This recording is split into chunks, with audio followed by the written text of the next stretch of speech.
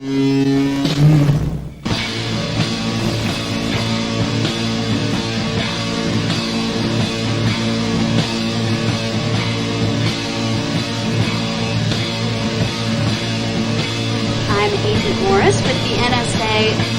have identified some very, very interesting anomalous type of aircraft.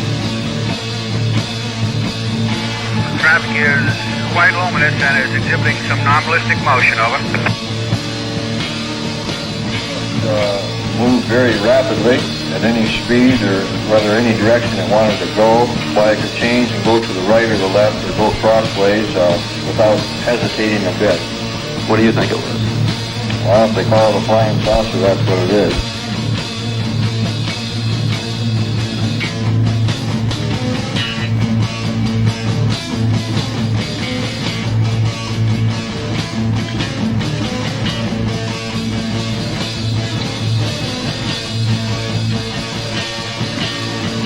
EWA 517, do you want to report a UFO? Over.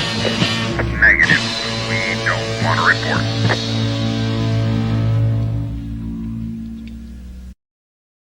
Look, it wasn't my worst Wednesday night.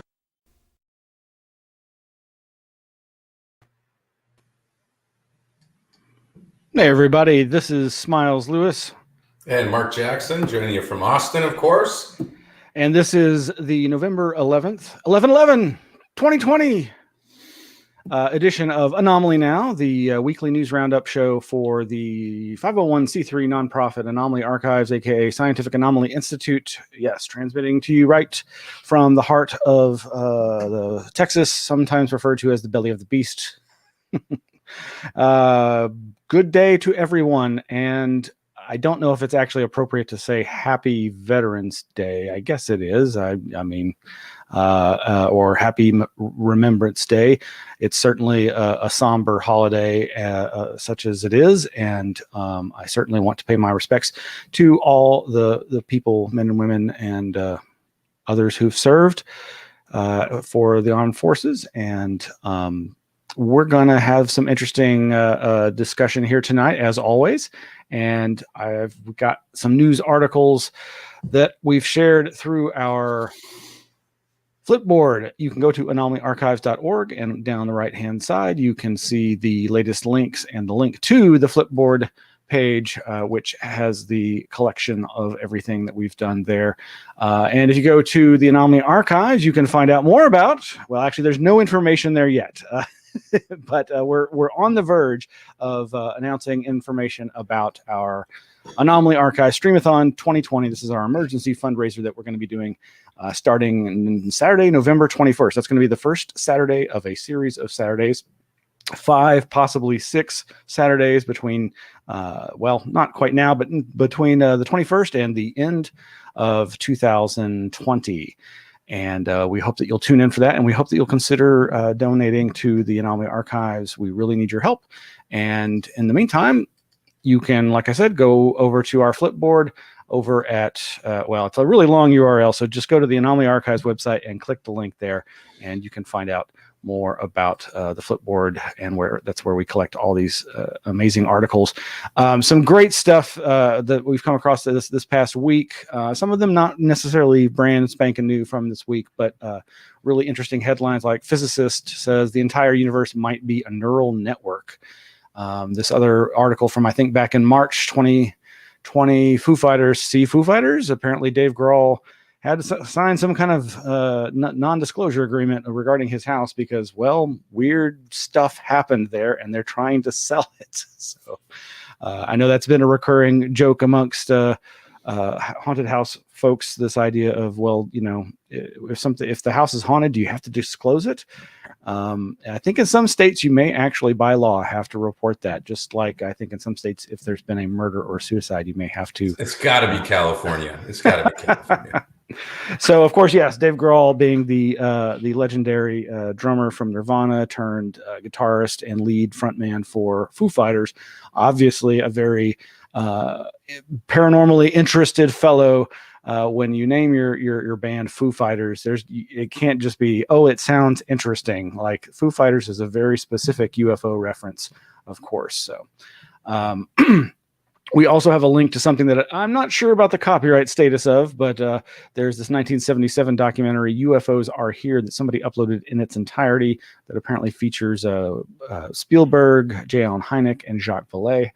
Very interested in watching that. But the one article that I do actually want to comment about today that I've not quite finished reading it, but it's this article from over at Parallax UAP website. It's a blogspot website, and this, I forget the guy's name, but I guess it's his the author's name is eluding me, but he's the manager of this website. And of course, we've referenced many times the continuing to develop story of the Pentagon's UFO program that allegedly investigated everything from metals recovered from UFO sightings or alleged UFO crashes, as well as this infamous Skinwalker Ranch out in Utah that the contractor Bob Bigelow had bought and was investigating.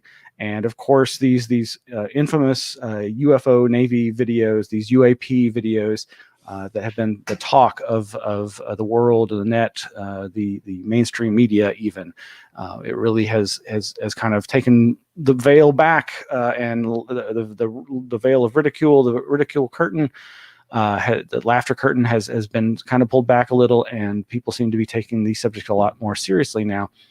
But of course, it's not all. And on the topic of Skinwalker Ranch, Miles, too, just to be clear about the Bigelow statement, he once was the owner of it. He no longer is the proprietor of the property. And some of the information contained in this article that alludes to experiments and potential exposure to certain technologies to the employees unknowingly to them occurred under the ownership of Bigelow. But today, we're not sure if that's the case. In fact, the current proprietor, again, is unknown to the public. It's confidential. Yeah, I believe the person actually has been exposed or has allowed themselves to come out. But yes, originally there was a lot of hesitancy there. Of course, there's lots of speculation, but I appreciate you making that clarification, because he does not own it anymore. And this article is definitely putting a very skeptical, some would say very negative spin on the entire affair, which seems designed to imply that there's something nefarious or less than stellar when it comes to the scientific investigations revolving around this particular ranch project that was funded through this military program. And just a little bit here. What other researchers and I discovered, according from the article, was that BAASS, B-A-A-S-S, was primarily investigating the UFO phenomenon on U.S. soil and abroad. Whether BAASS did so on behalf of the U.S. government, and whether the DIA was fully aware of the extent of BAASS UFO and paranormal research activities has to be proven. Yes, that is true. One of the most mysterious elements of this whole story was the existence of an alleged paranormal and UFO hotspot, Skinwalker Ranch. Basically, what it goes on to describe is the fact that apparently DIA, Defense Intelligence Agency personnel, visited the site, and that this site was part of the military contract, or the government contract to the civilian research organization to the tune of $22 million. And a lot has been made, a lot of hay has been made about the things that they found there. Very strange reports of mysterious lights, and strange reports of dark, scary figures that seem to feed into this idea of the Skinwalker legend, this Native American folklore involving the idea of variously shamans and other types of entities that can shapeshift, often taking on the form of large canids or like werewolf type critters. And there's just so much to unpack, but it does come down to, at least in this writer's interview here at Parallax UAP, that there's nothing much to it. And of course, a lot of skeptics have been saying this all along, that there's nothing that's been reported there that can't be explained rationally in some sort of scientific or down to earth fashion, going so far as to suggest that some of the lights that people had been reporting seeing were in fact just the classic misidentification of dust by digital cameras that creates quote unquote orbs. And certainly there is that aspect of the orb phenomena that just seems to be like some kind of weird artifact, or just the way that digital cameras interact with dust in the air. But it gets a little more disturbing though if you contemplate, and this is, I suspect, where this article is going. Like I said, I haven't actually gotten to the end of it yet, but recalling good friend Miguel Romero, aka RPJ, Red-Pill-Junkie, who writes occasionally for dailygrail.com, wrote this article back in May of 2018 called Were Humans Used as Guinea Pigs at Skinwalker Ranch as Part of the Secret Pentagon UFO Program? And it's a very interesting speculative article about this idea. And one of the things that this Parallax UAP article goes into is just, again, this mundane aspect of security personnel in rotation going to and from the Skinwalker Ranch location for security purposes, and to some degree, some small degree, doing a little bit of experimentation, but basically just providing protection for the ranch and for those others, those NIDS employees, those BAASS employees, those Bob Bigelow employees, all of those organizations being his, coming and going and doing their own research, as well as these DIA, these government intelligence types who were going there. But it really plays everything as if it's all just blown out of proportion. And I'm not making that claim. I don't know. I wasn't there. As a fan of Jacques Vallée, who in his most recent volume 4 of his Forbidden Science journals that cover the 1990s, when he was working with Bob Bigelow and NIDS and was privy to all of this stuff as it was unfolding, he too has a very skeptical bent, but everybody knows that he's a believer in the sense that he thinks that there is something legitimate to the UFO phenomena, that it likely represents some sort of non-human intelligence, not necessarily extraterrestrial. But he's also somebody who's keenly aware of this idea of the UFO as cover for a variety of things, not least of which could be experiments, either for psychological warfare purposes or as is suggested in this article by Red-Pill-Junkie over at Daily Grail from back in 2018, that in fact the security guards could have basically been acting as human guinea pigs to try to record the biological and psychological effects of whatever was going on out there at the ranch. Now, again, just to juxtapose this other article, again, as far as I could tell from as far as I got, it didn't seem to go into, oh, well, maybe it does right here. It says Bartell and Marx documented the encounter. They took pictures of the prints, and Mark even took a DNA sample and secured it. Actually, that's not what I was thinking it might have been saying.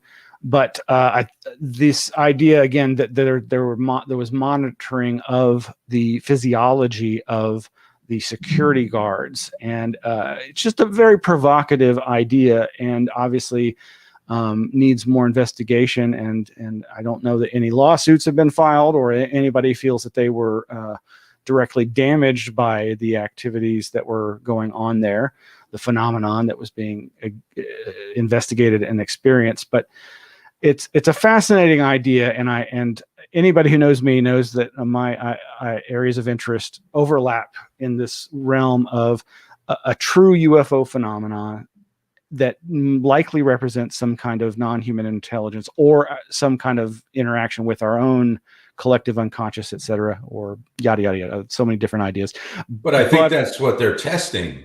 That very overlap, Miles, is exactly what they're testing. Go back no further than the amount of funding and who received the funding. It is not clear to this day exactly the relationship between Bigelow and the AATIP program. Ironically, they were both funded to the tune of $22 million. And there was a lot of unpacking done by the Drive and some of the other folks as to, did this contract really start out as a Bigelow Aerospace program that was taking place at Skinwalker Ranch and then kind of morphed into this more threat identification program to preserve the funding. I've heard RPJ on different programs talk about this, and there's this very strong line of evidence that what was actually taking place at Skinwalker was the measurement of, like you're saying, the physiology, and then the conscious effects of, you know, these effects of in high electromagnetic fields, for example, or direct energy weapon, all kinds of non-visible technologies, and an unwilling and unknowing person by which measure the effects of a variety of exotic technologies. Some of them have had conscious altering byproducts, and in some cases manifestations, visualizations, etc. So, you know, I don't think in all my research, it's clear today the relationship between the two programs and how much reinforce each other. Now, I know Chris Mellon at one point had some of the original AATIP websites back from 2018 available. They've since been taken down. And many of the technologies cited on that original website by him, that again has been taken down, deal very much with conscious altering technologies and the effects that those technologies have on actual perception. So I think you're spot on that not only is this murky, but there's a strong line of evidence, and RPJ laid it all out there, that there's a good possibility that these were unwilling, innocent civilians that were caught up in yet another kind of nefarious, you know, government program to measure the effects of these technologies. And sorry, I got distracted by, you know, before we went on the air, I was hearing reports that YouTube may be up, down, left, right, and uncertainly working tonight, and it does appear that there may be some difficulty. So for those of you who've stuck with it and managed to see any of this tonight, I thank you. And I think this is the link that you had sent me that references. Yeah, so if you scroll down, Miles, let's go down to slide number 9, purportedly slide number 9 from this article here by the mind Sublime. This guy did research, followed a Twitter link to Chris Mellon's original email. You can go. There we go. I think that's it. Yeah, let's go to slide 9. So look at some of these different study areas, quote unquote study areas, that may very well have started out at Skinwalker Ranch. Spatial temporal translation, signal technology integration, human interface, emphasis on unconventional. Let's go down one more. I think that was 7. Okay. Let's go down to 9 real quick. Actually, stop at 8. This is very interesting. Go back up to 8. Okay. And look at some of the usual suspects. Here's all the technical reports that he originally had listed from the site. And everybody, we'll put the link up so you can go back and look at these later. But you're going to see the usual suspects here. Davis, Earth Tech, is just sprinkled throughout here, put off, of course. And again, go at that at your leisure. But let's really quickly, I know we're short on time. Let's go to slide 9 then. Psychotronic weapons, number 1. Cognitive human interface, penetration of solid surfaces, instantaneous sensor disassembly, alteration, manipulation of biological organisms, anomalies in space-time construction. Folks, this is the original rundown of the AATIP program as it was transitioning out of the Bigelow Skinwalker Ranch program. And of course, this was stripped out now because they want to focus a lot more on the aerial threat of UAPs than these human consciousness studies that were clearly on the agenda at one point. Anyway, a lot to unpack there, I know, but don't take it as don't take it at the surface. If you're going to really look into these things, take it a little bit further. Thanks, Miles. Absolutely. And yeah, we'll post that link to the Mind Sublime article from back in January, Advanced Aerospace Threat Assessment. So yeah, and I was telling you before we came on the air, I just finished watching. Kind of shifting gears here, but this series on, I believe it's Showtime, called Homecoming, that is about, without giving too much away, this idea of traumatized war veterans coming home and working with a private contractor to deal with their PTSD, but not really being given the full knowledge and consent of what exactly they're signing up for. And it as one might imagine, PTSD experimentation, trying to reduce trauma, one way would be, of course, to change or eliminate the memories of those traumatic experiences. And I really don't want to give too much away at all, but basically, it's the first season stars. I'm blanking on her name now. Pretty Woman, the actress. Julia Roberts. Thank you. Julia Roberts stars and also is, I believe, an executive producer on both seasons. And I would just highly recommend the show. Yes, Mark? Miles, yeah, do they talk about the mind-altering or conscious-altering drugs, for example, that they may have tried to administer to them, et cetera? Because, there is a kind of a sordid history in those type of substances with veterans.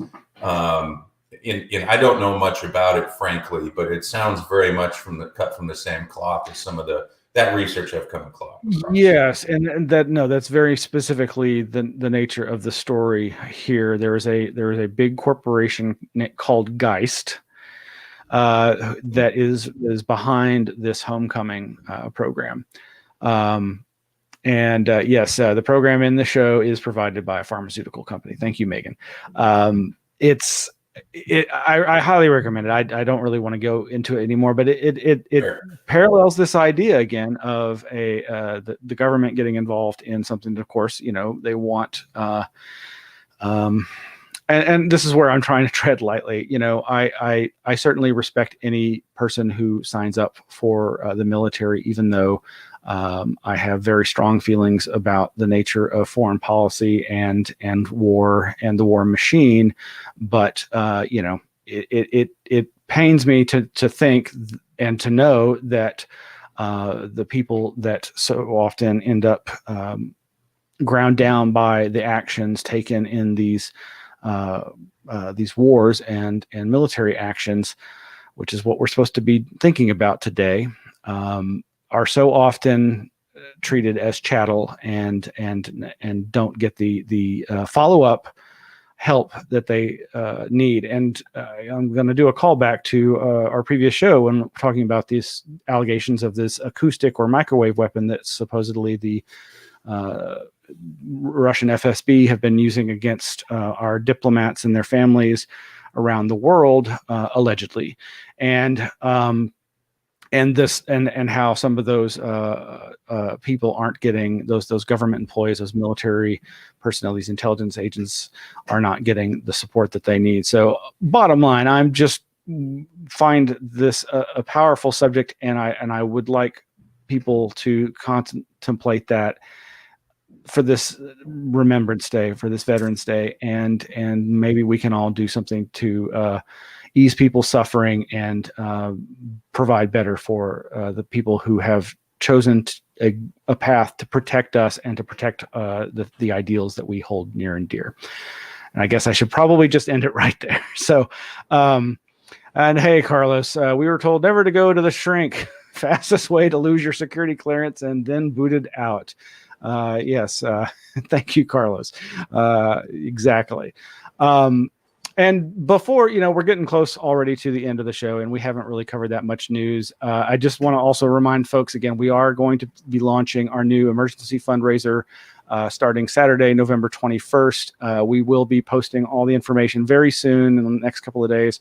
The advertising campaign, such as it is, should be kicking in next week, a week before we launch our Screamathon 2020, which is going to be hours and hours each Saturday of lectures, weird variety hour video material, some music. But you shared a sneak peek with me of this lineup, Miles, and I know it's a potential lineup at this point, and things are coming together.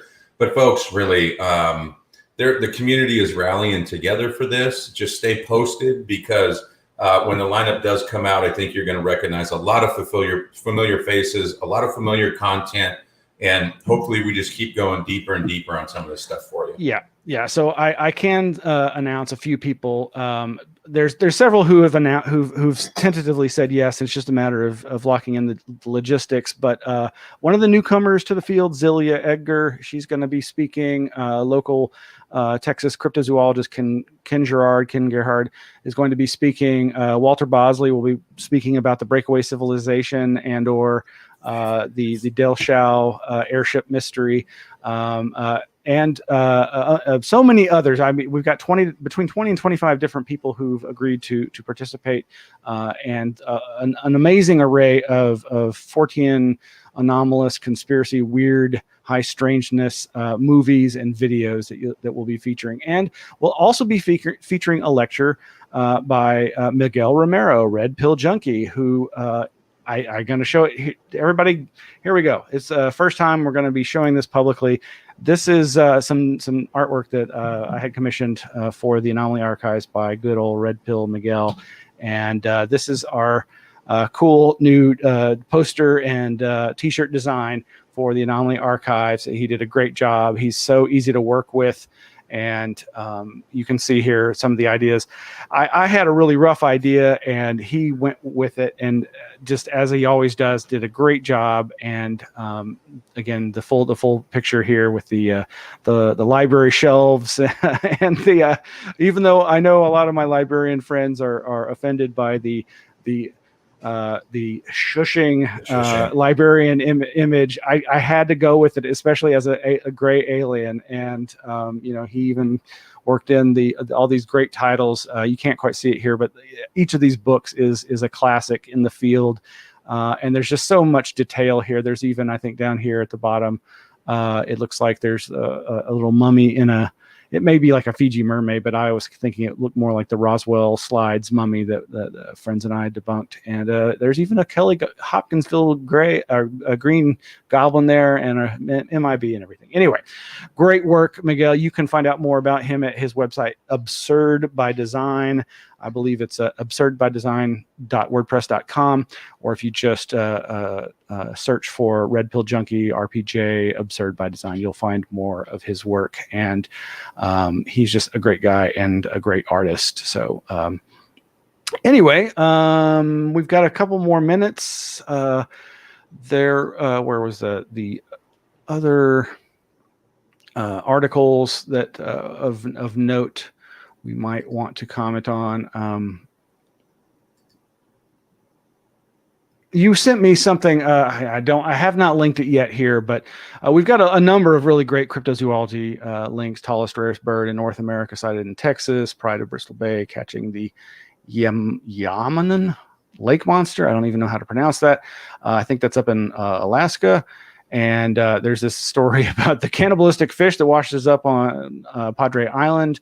No need to be afraid. Just don't eat it. Apparently, it has some venomous toxin on its flesh. But ton more articles over at our Flipboard page, which again you can find at our website, anomalyarchives.org. But the thing that you sent me, I haven't linked here yet, and that's the latest update from the SCU, the Scientific Coalition for UAP Studies. Yeah, so the SCU has their quarterly update out. I think it's 1.3. They welcome a new member aboard, and they're also talking about some self-build out sky scanning technology. You can become a part of some open source software where you can help correlate objects in the sky. If you are a night watcher and you choose to purchase some of these, the camera entry level is only like $300. So there's some great, steps, links, schematics there if you're into some advanced sky watching and are interested in these topics.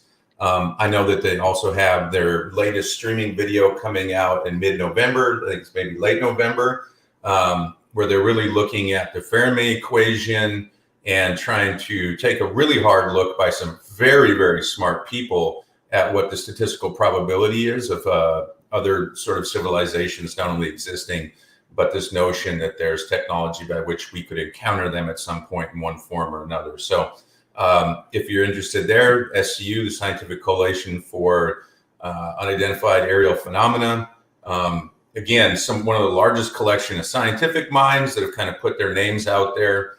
Some have not, but let me tell you, there's a lot of great thinking and calculating and research that's going on there. If you want to kind of stay above some of the normal, people that are on rotation out there in the various talk shows and whatnot, the SCU will always be there for the very serious and scientifically inclined.